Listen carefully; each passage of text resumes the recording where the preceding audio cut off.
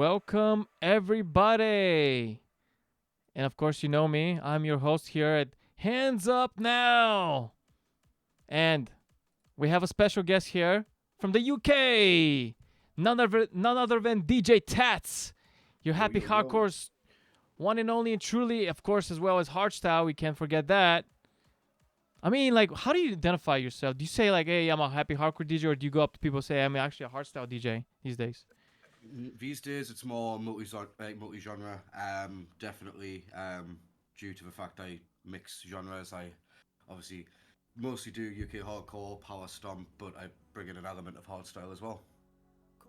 Right on, right on. And that's the thing. It's like, I think in the early 2000s, being happy hardcore was hip, but it is still hip. It's nothing wrong with that.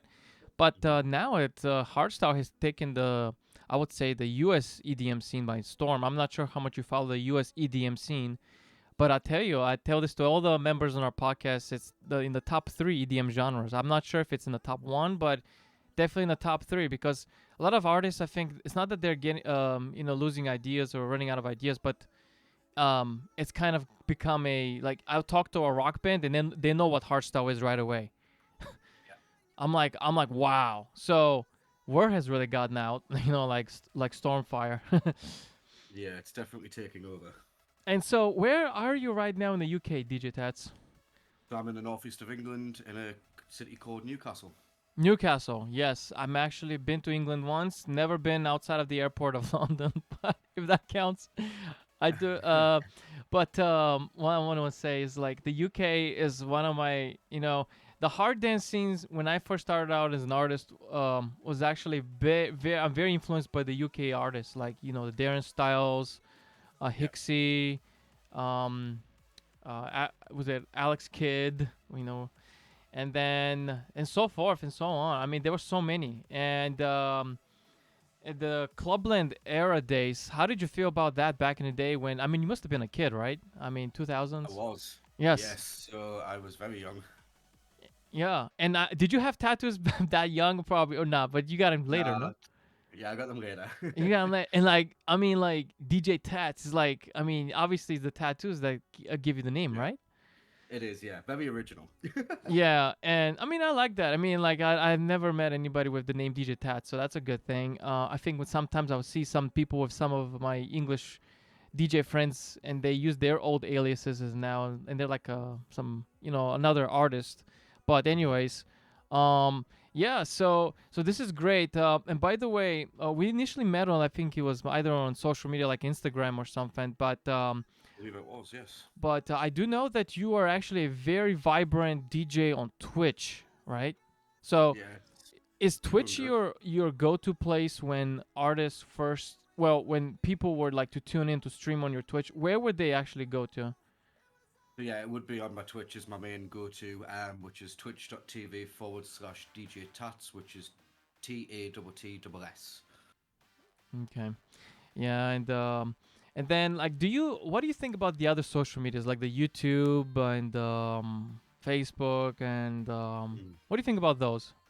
Um, I mean, as a social media platform, YouTube is great for some content. I do believe that there's obviously that issue with DMCA copyright, so it makes YouTube a bit unviable compared to Twitch. Facebook is exactly the same. It's a great marketing way of getting yourself out there, posting events, pictures, like schedules.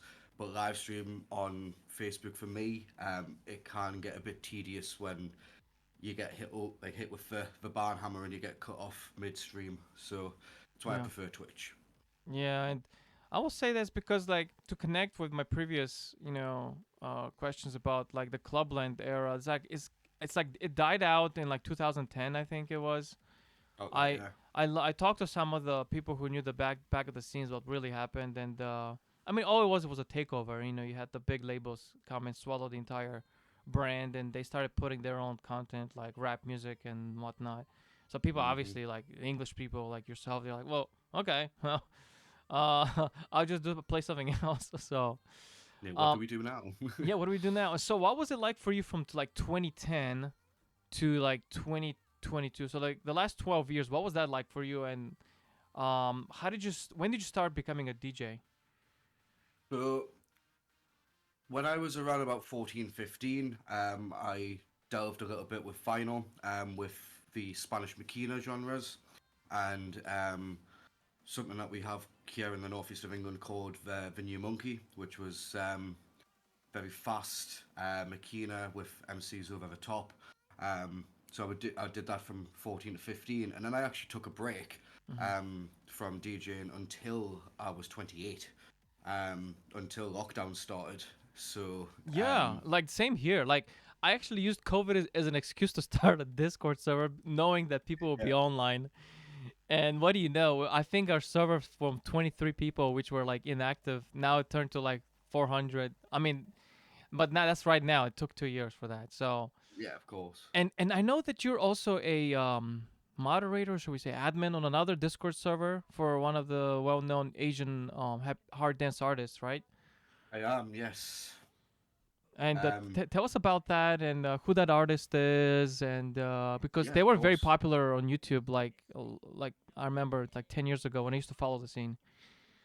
Yes, so it is of course DJ Ravine. Um, I joined his server in 2020 and started doing graveyard shifts for the Quarravine team, which was 10 p.m. Either like any day Monday to Friday, and I did that for ooh, months and months and months. Um, Ended up meeting up with Ravine in London with Wow, another he came to DJ. London. He lives in London. Oh, he lives in London. Did you ever? Well, He I mean, I does. kind of felt like he might have lived, but okay, go ahead. Uh huh. Yeah, he moved many years ago. But yeah, so I Okay. met up with him in London with another streamer and moderator from Coravine, Stevie G, and we ended up doing a private gig in a small little club, the three of us and a couple Yeah. of his friends, which was phenomenal. He's a fantastic guy. Got nothing but praise for him. He's very humble. Um, Excuse me. he's he's just really funny as well. Had a good laugh. Quite a few tequilas, as you do. Um, but yeah, and then I also became his moderator in Mm-hmm. 2020 and That's when you started started doing. DJing on Twitch. No, I was already DJing on Twitch, but that Mm-hmm. was when it kind of took off for me a little bit more. Yeah. Because I then slipped from graveyard into after party show for Ravine on a Friday night, every Friday at 10 p.m. Yeah. And Um, how did you feel about Twitch DJing? Because that's like, everything is virtual, digital, as opposed to like a live crowd. How do you feel about yeah, all that? I mean, it's it's one of those things. You either love it or you hate it. Yeah. For me, I do love it. It's you have the comfort of being able to produce the content, to interact with the viewers, talk to your chat, but do it from the comfort of your own home. It also allows you to pick and choose your schedule a lot more. It's a lot more fluid, fluid, should I say? Yeah. It doesn't have to be static all the time. If you want to take a day off, or if you've got something else, you can always rearrange things around. So that's why I do really like the Twitch DJing scene. However, as most people will tell you, nothing beats DJing to a live crowd. Nice. I mean, Seeing so people's faces. have you met any of the well-known like hard dance, happy hardcore, hardstyle artists out there? I know you mentioned one before we started the podcast, but share some of your experience. What was it like? And I mean, they're obviously an inspiration for you, right? Yes, of course. I mean, first of all, it was December 2021. It was the Rave Anywhere Christmas rave event, and I met Hixie after his set. Just had a quick few minutes talk with him. Absolutely amazing guy. Met so many people through the scene, going to different raves, etc. But what stands out for me would be when I met Darren Styles and David Rust at Kidstock 2022 here up in the northeast of England. It was Darren Styles, David Rust, DJ Rose, and host Layman. We all were all congregating in the backstage area, which was pretty cool. Drank a few bits of vodka, you know. Yeah, because I feel like after the Clubland thing died, I mean, like it was over, like all around the world, as Yeah. far as like the entire hard dance scene is, shown on. They used to have the music videos and everything. It was so much like they even had like a music TV channel like on the TV Yes, before I we had remember that. YouTube, and people were like, well, where do I find good content? With my friends. So there was a lot going on. I mean, that's a lot of influence for me. I mean, I could have been that one guy that moved to the UK. I totally see myself, but just because. Hmm. Um, did you ever run into a documentary? One, what was it called? This one channel did a documentary of it. They did a documentary of, I think it was Donk Music, or it was like about emceeing and like the hard dance scene in like the UK. It's not, like I think somebody I did a think I know documentary. what you're on about. Yeah, I think I know what you're on about, but I can't remember who did it. It was very stereotypical too. It wasn't very like positive. It's as if like it's a bunch of drunkyards and then like drunk people and like it's a bunch of druggies and like it made it look very like down biased because that's not true. I No, I mean, remember this. Yeah, it and was it's not not true in the slightest. like I've met a lot of people and like they would come to like where I used to party and like they're nothing like that. I mean like yeah, they like to drink, but like you're talking about people who they were just like very stereotyping, downplaying to make it look like it's a big thing about the unemployment and all that. And it's like these people started something big and nobody has ever uplifted them. They uplifted themselves, and they had these underground, clubs, and they would go to people's apartments and record music and stuff. And I have a lot of mad respect for a lot of the artists up north, the UK. And so, anyways, I just dropped that down because I'm like that was very unfair of a biased documentary, and they're known It for really that because was. it's very political too because of their themes and whatnot. And meanwhile, here in America, it's like they praise like the other artists, and if you see, it's disgusting. It's just absolute garbage and puke. As far as the overrated artists, I mean, the top 100, it's just. I'm talking about the Billboard and the, what's, and not like the actual DJs, but the actual like So, in any rate, that's just like my 2 cents, and there's no the underground scene was very strong, I would say. I mean, how is the underground scene back in the 2000s versus today, would you say? Hmm. I mean, it was obviously fantastic. From what I remember, it was quite a lot of years ago for me, Oh, but it was a lot better. However, the underground scene does seem to be making more of a comeback in recent months, in the mm, last, well, say year, give or take, post COVID. Um, Seeing a lot more, mainly with different genres, especially with things like drum and bass. There's a lot more underground events going on with that, but there is more and more underground events for all genres of hard dance, UK hardcore, things like that, popping up all over the UK at the moment. So it definitely seems to be on the rise. yeah. So right now it's 2022, and I believe you started this year taking courses to learn to make hardstyle. Is it or just music in general? Music in general, yes. So I started a modern music in the industry degree um, a few weeks ago, actually. Um, it is going well so far, and I'm already managed to secure working with a producer that I'm really fond of. And I actually have my first sit down recording session with him next Wednesday. Yeah, and that's the thing. It's like when you find somebody who's professional and they know what they're doing and they can uplift you, help you. That's how I Hmm. started out. Actually, in 2007, a guy from the Scotland, very nice fella.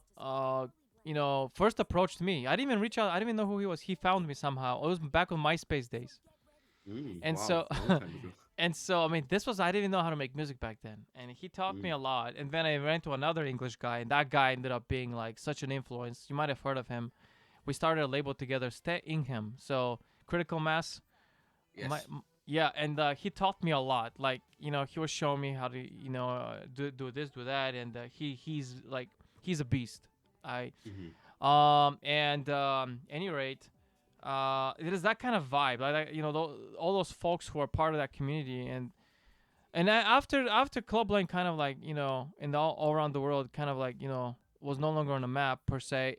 In 2010, from then on, I think everybody became their own silo. You'll have their own label. You'll have their own events, and everybody has their own like debut and like this and that. And so I've started seeing a lot of more individual artists, as opposed to like oh well, let's put like 12 or 20 artists at at the same party and sell Yeah. tickets. Um, so yeah, and now as a label myself, I'm working with these artists and singers, and they're performing these different venues and whatnot. It's actually very exciting. I'm very It really is. we're very fortunate here at Hands Up now. I'm not sure how much you know about us, but in a nutshell, it's just we're pushing two labels, and we're releasing a lot of music every month. And you're very nice because you actually are playing our music, so Of course. it's The really music's great. awesome to see how we'll send you the hard stuff. I'll send you the hard stuff because it Yeah, mostly definitely. resonate with your streams. And um but anyways, tell us about like what are you up to these days other than school and stuff. Are you looking to do more like in-person gigs now? I mean, what's the situation over there in the UK of COVID? Because here in America it's like, yeah, for the most part, certain states are kind of like but about it. But then I think it's open for the most part, and people are putting festivals and EDM stuff. Go ahead. I mean, in terms of COVID, in the UK, we didn't exactly have the best There was a lot of exit riots. strategy for it. Yeah. Yeah, Oh my there god. is. We have no restrictions whatsoever. Everything is just open. It's Yeah. exactly right now. It's like as if it was 2019 again. Uh huh. It's a little bit scary. There is no, there's nothing closed. There's no like things for you to kind of like rest against if you do get it. Mm-hmm. I've had it once. Yeah. Um, I And got it in are you January. are you born raised Newcastle, or is that like where you want to stay Yes. as your marketplace? Do people like? Can you go to like? Do you go to like a local club? Have you made like a debut and made yourself kind of like you know like a name on the radio or something? Or are you looking to work towards that right now that you're a DJ? It's something I'm looking to work towards. Yes. Okay. There is. It's. I mean, there is a couple of clubs I could go to where I'm known because I helped out a little bit over lockdown when it first kicked in, Okay. doing after shows for them. But yeah, it's definitely something I want to look forward to more. Doing more radio slots. I've already done one in the past with Stack and HQ, Yeah. which is a DAB radio station out of the southeast of England, I believe. Um, but yeah, there's quite a lot of opportunities coming up for me at the moment. I have a booking for a live show that was announced yesterday, um, and it's just been announced today that I'm joining that booking in January on the 7th. And then I am also putting on my own event on the 21st of January up here in the northeast of England. That is yet to be announced in terms of who's playing, but yeah, it's gonna be great. I also have another booking in April. Yeah, and you're very. This is good because you're being busy, you're being active. And by Gotta the stay way, a busy, lot mate. of artists are not doing what you're doing. Like they started out as a musician, and sure they can become a great musician, but they themselves as an actual performer, they don't have any bookings. They're like, well, they thought that somebody's gonna actually like take their hand and take him to the and then put him to the venue, and that's not how it works. You first No, have to prove to the club owners and stuff that you can actually deliver and help them make more money because they're trying to sell tickets and so forth. So of course you've got to put yourself out there in terms of, like I said, streaming, marketing. You've got to record mixes, send them to promoters. You've got to essentially promote yourself as who you are, what you can do, um, the wow, styles and genres that you play. If you do not do that, you will be left behind in the dust. People like exactly like you said. People are not going to grab your hand and leave yeah, you to the prize. You've got to fight for it. You've got to earn it. You've got to work for it. exactly. It's hard work. And It like takes I time talked to and effort. I talked to one club owner like last week, and he's like, well, you can do it for free because I'll give you the opportunity to show your face and so forth. We get you on publicity to open up for these bigger artists. But I'm like, doing it for free versus doing it, it's like, oh, yeah, like And what was it? Martin Garrix the other day posted on Instagram. He burned 1,500 calories on 2 hours of live set. Yeah. Um, I by the way, so you can find DJ Tatts. Highly recommend checking him out. Follow him on Instagram because he's on there as well, not just Yep. on Twitch. And is it Team Brisk like the like? Are you guys like a team of like bunch of DJs and artists that you're part of the Twitch? Tell me about that Yes. and what is Team Brisk? So Team Brisk is DJ Brisk's online Twitch team. DJ Brisk, of course, is a legend. He has been in the music scene for over 2 decades now. In fact, probably 3 decades. Yeah, Started out here in the UK. He made a name for himself DJing across the UK, making tracks with all sorts of different producers, etc. And then he currently now resides in Australia.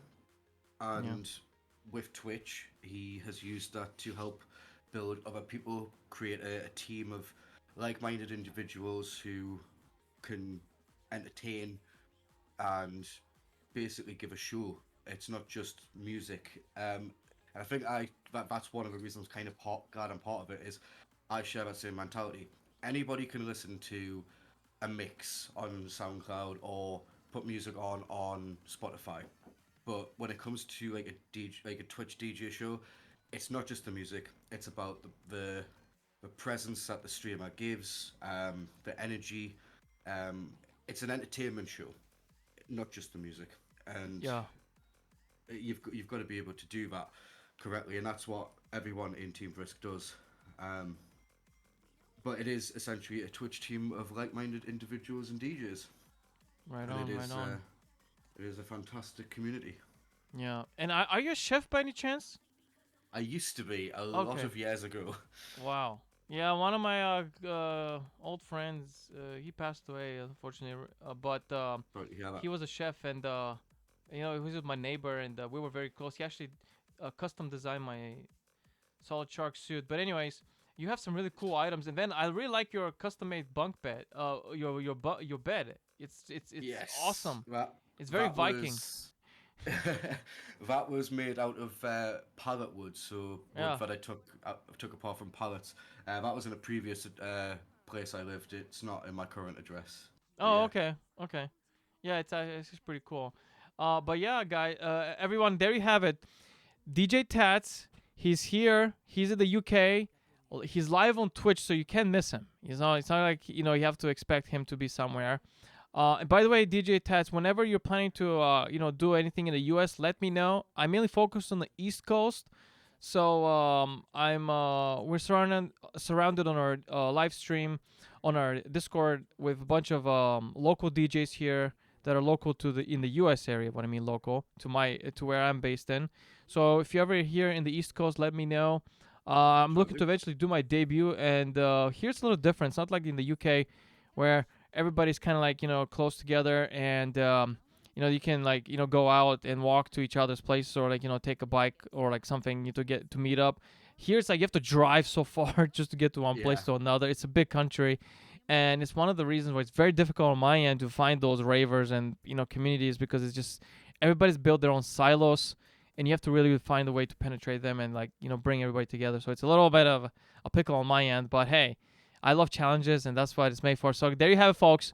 DJ Tats, are we gonna expect any new releases from you, or you're working on it first on the production side to make sure you are yes. proficient? Um, well, I'm currently working on a Searle remix at the moment. I'm also going to be making an original track with Rico from next week.